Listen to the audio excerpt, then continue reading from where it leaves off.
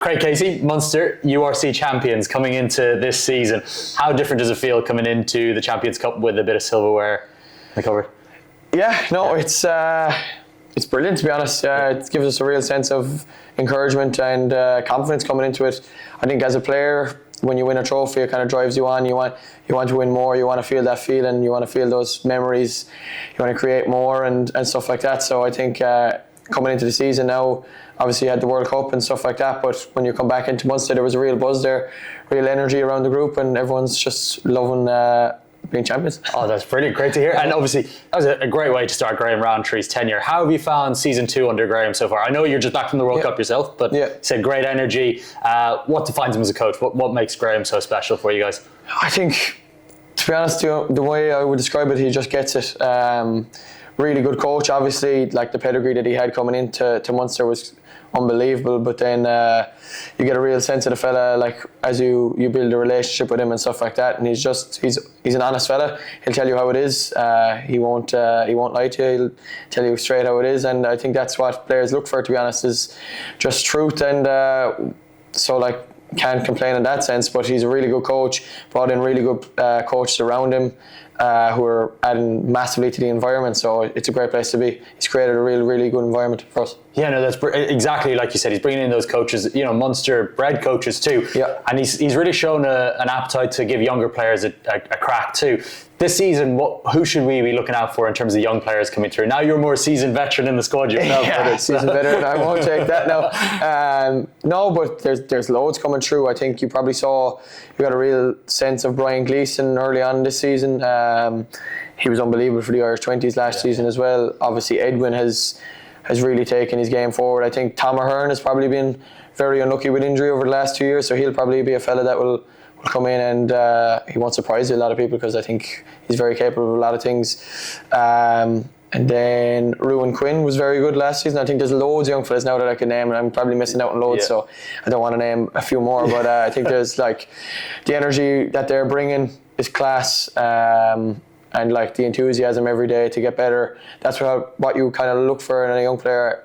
Do they have the will to get better? And there's lots of them there, so it's great. Oh, that's brilliant. And you touched upon it at the start there with the World Cup. What sort of experiences have you taken from the World Cup? I mean, you guys played some brilliant rugby throughout, and to be honest, I'm a bit biased, but played in some of the best matches, being there following you guys around. What do you bring back to the squad, and what are you kind of, again, passing on to the younger lads with what you took from the World Cup? Yeah, I think you get a lot from like the 20 weeks in camp. You learned a lot as a player as yourself, improved an awful lot, I think, anyway.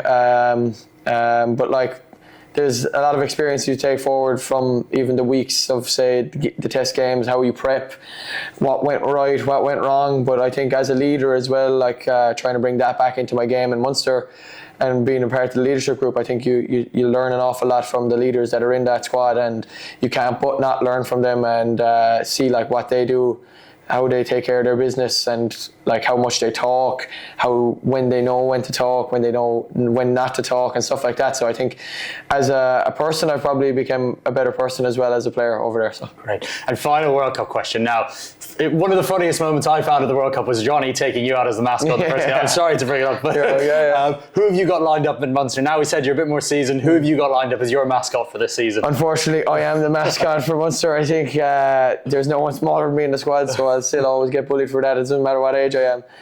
No, it's all good crack, to be honest. Kind of adds to the team culture and stuff like that when you can take the piss out of each other like that, and no one takes offence. So trust me, there was a lot worse being said throughout the squad over the 20 weeks than me being hand in hand with Johnny. But I suppose what a player to be hand in hand with as well as the other side. So I sucked it up and I walked out with him. Yeah, very good. I mean, and then looking back to Munster, obviously Jack Crowley now there's a lot more on his plate internationally. But for Munster, what does he bring to the group as a fly-half?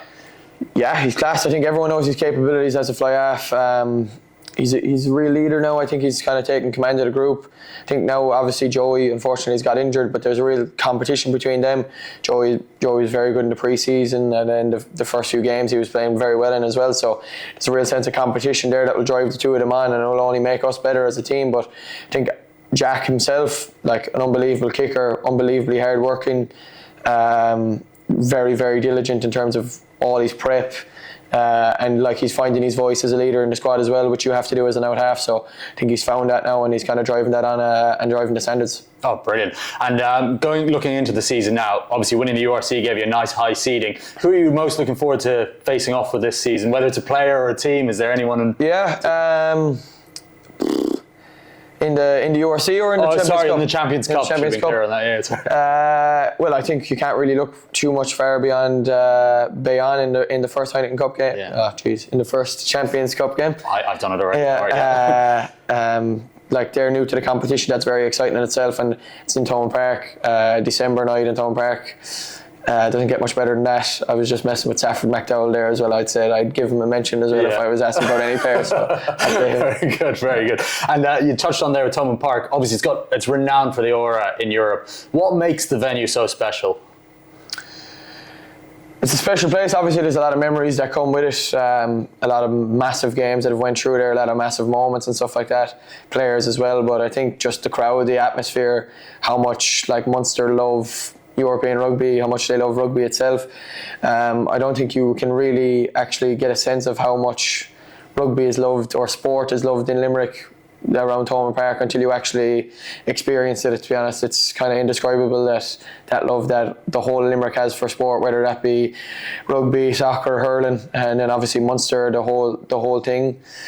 Every county is the same along the border, so when that kind of combines, there's no place like it. Very special. And then looking further afield, is there a particular stadium this season you're looking forward to coming to? Maybe this one later in the year, obviously. I've said that a few times now. This was obviously the stadium you'd love to come and play in on the 25th of May and be in a Champions Cup final. And that's obviously the goal of every team coming here. So there's a lot of work to be done before that, but I think there's a lot of cool stadiums. Toulon, there's a lot of history behind that. Growing up watching them win Champions Cups and the atmosphere and the chanting before that would be a cool atmosphere to experience if I get the nod for that. Brilliant. And last one, Craig. We're the US broadcasters for the Champions Cup. Now, for a North American fan looking to grab onto a team, why should they go for Munster? Why should that be their new team? There's a lot of homegrown players. You could get a real sense to how much you care, how much they care to be a part of the squad, to wear that red jersey. Obviously, there's a lot of history that goes with Munster. A lot of special people have went through it. We've went through a lot of hardship as well. It hasn't always been easy times. One recently, actually enough, with losing one of our coaches, Greg Oliver, which was tough on the squad, but also like a lot of the squad have went through losing Axel Foley as being their coach as well. So it's not always been easy, but we always find a way to kind of get back around each other, whether that supporters always getting around us or the players. There's a real brotherhood between us and the supporters as well, so it's brilliant. That would be the reason I would say. Thanks so much, Craig.